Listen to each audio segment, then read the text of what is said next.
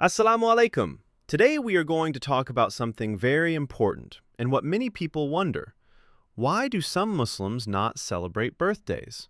Is it because they are strict, against fun, or don't like celebrations? The truth is very different. Muslims do love happiness, gatherings, and joy, but Islam teaches them to celebrate in a way that is meaningful, guided, and connected to faith. So let's understand, in a clear and respectful way, why many Muslims choose not to celebrate birthdays. Many people celebrate birthdays with cakes, candles, music, and parties. But many Muslims choose not to celebrate birthdays, and there are important Islamic reasons behind this choice. Islam teaches us to follow the Sunnah of the Prophet Muhammad sallallahu alaihi wasallam and avoid creating new rituals in religion. Even though the Prophet lived for 63 years, he never celebrated his own birthday, and neither did the companions. If it was something good in religion, he would have taught it clearly. So Muslims feel it is safer and more pleasing to Allah to avoid birthdays and not turn them into a religious habit. Islam also teaches Muslims not to imitate religious customs of other nations. Many celebrations and rituals around the world come from different religious traditions. For example, in Judaism, there is a famous story known as Hanukkah, often called the Festival of Lights. More than 2,000 years ago, the Jewish people struggled to protect their faith from a powerful ruler.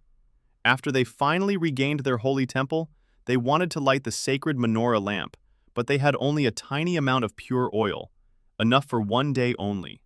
They trusted God and lit it anyway, and miraculously that small oil burned for 8 days. Because of this, Jews began a yearly remembrance in which they light candles for 8 nights to remember faith, courage, and the help of God. This story shows that many religions have their own symbolic rituals with candles and yearly traditions.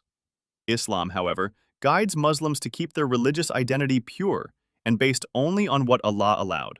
That is why Muslims do not want birthdays, candles, or yearly rituals to slowly become religious traditions when they were never part of Islam in the first place. Islam has already given Muslims 2 blessed celebrations, Eid al-Fitr and Eid al-Adha. These are filled with joy, prayer, charity, and thankfulness in a guided and halal way. Muslims do not need new celebrations to replace them. Another reason many Muslims avoid birthdays is because they can lead to showing off, wasting money, and competing with others. Islam teaches simplicity, humility, and daily gratitude to Allah, not focusing on a single day of the year. For Muslims, every year that passes is not just a birthday. It is a reminder that life is moving and we are getting closer to the hereafter. Instead of blowing candles and making wishes, a Muslim reflects, am I improving my faith? Am I thankful to Allah? Am I using time wisely? The Islamic approach is reflection, dua, charity, and improving our relationship with Allah. Muslims do not avoid birthdays because they hate happiness. They avoid them to protect their faith, follow the Sunnah, and live with purpose. Real happiness in Islam is not in parties, but in pleasing Allah, building good character, helping others, and strengthening family bonds. Islam teaches balance. It does not stop joy, smiles, or family gatherings. It simply guides them in the right way.